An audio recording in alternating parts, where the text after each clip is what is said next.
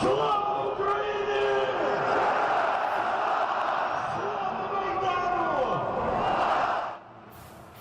Kyiv city center, a million demonstrators. These video images have been shown all around the world. In order to get a complete picture, Radio Liberty's correspondent Andriy Dubchak climbed on the top of a metal structure, the famous revolutionary Christmas tree.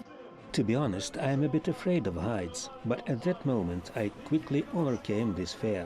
There was an impressively large amount of people at Maidan. I really wanted to show how big the scale was. To my surprise, the shots taken from the top of the Christmas tree were quite successful. At the time, the TV stations under government control as Russian media significantly understated the scale of the anti-government uprising. They reported on hundreds of people present, not hundreds of thousands. This was the beginning of the revolution. Andriy says that he couldn't have imagined that they, as journalists, would have to take far greater risks than this one to show the truth. I was shooting a video when riot police started running for us. They told us to get on the ground, which I did. Then they started beating me. This is Igor Ishakov and Dmitro Barkar, journalists for Radio Liberty. While reporting on the protests, they were brutally beaten by law enforcement officers and taken into custody.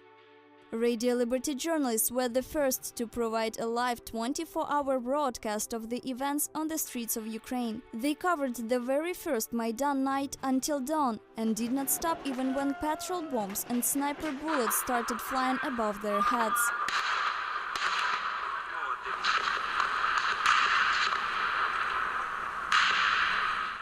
We are on the street where consequently 100 Ukrainians were murdered in a clash with the law enforcers. Now everything is covered with flowers in the memory of the fallen. On that day, I provided a live stream demonstrating that protesters, as well as Berkut, were killed. Let's say that Russian programs lied even in harsh times like these. If you could only imagine, we were at the Hotel Ukraine, where 12 bodies were lying in the main lobby. Meanwhile, a Russian journalist comes on air and claims that only one person has been shot.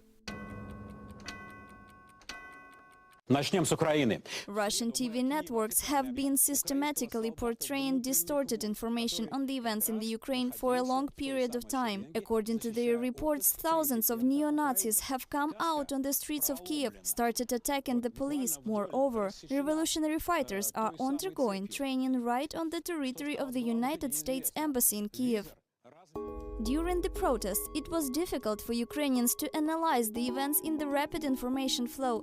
People started making lists of the few media that can be trusted. Radio Liberty was among them. The demand for truth grew at geometric progression. So did the audience of Radio Liberty.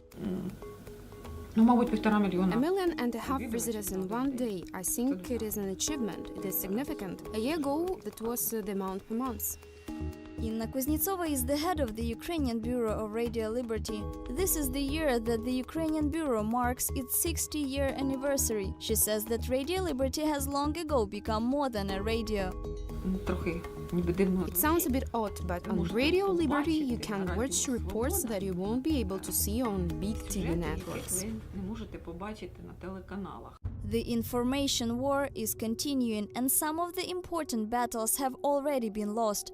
Andriy Dubchak has just returned from Crimea, where after the victorious revolution, Russian troops entered to allegedly protect the local Russian-speaking population from Ukrainian fascists. Let's be frank, Ukraine has lost the information war to Russia. I have just returned from Crimea. For many years, people have been watching Russian channels that were showing false and distorted information on Ukraine. In addition, the residents of Crimea really do believe that Putin brought in tanks to rescue them from Ukrainian fascists, and they are very grateful for it. During his stay in Crimea, Andriy asked around to see which media sources are trusted by the people.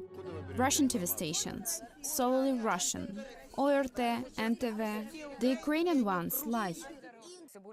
Recent information from Russian channels is such: Ukrainians in the Crimea are massively fleeing to Russia. Already 140,000 refugees from the fascist invasion. To support their claims, they show archive footage of heavy traffic jams from the Ukraine-Poland border.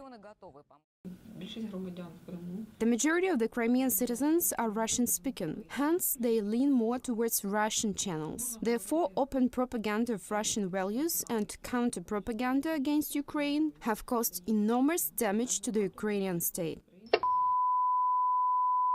Currently in Crimea, all Ukrainian channels have gone off air. As far as Radio Liberty goes, it can still be heard on FM radio in Crimea and in the eastern part of Ukraine bordering Russia. The youth of these regions is actively following Radio Liberty's website. Russian propaganda has caused a big blow to the consciousness of Ukrainians, thus fostering the spirit of separatism. The truth is needed there more than ever before.